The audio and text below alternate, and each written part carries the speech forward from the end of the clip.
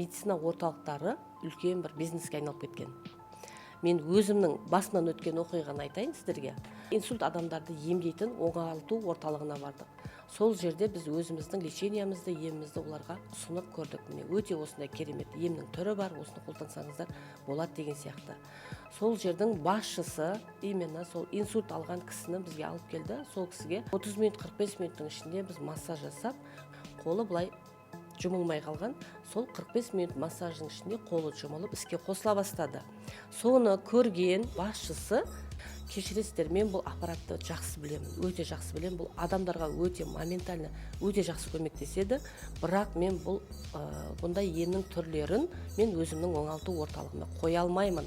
Себебі маған адамдардың жазылып кеткені емес, маған бизнес керек, маған ақша керек. Бұл аппаратпен бір рет қаншама процедуралардың барлығын бірге жасағаннан көрі, мен көптеген процедураларды үлкен суммаға жасағаным дұрыс. Мен бұл аппаратты алатын болсам, ол адамдар, маған келетін адамдар емделіп, қайта маған келмей қалады. Одан кейін ақшасы да азырақ кетеді. Сол оңалту орталығының басшысынан осындай мен жауап естіген кезде, шынымды айтсам, жағам ұстадым, таң қалдым. Себебі адамдардың өмірі ақшаға айналып кеткен.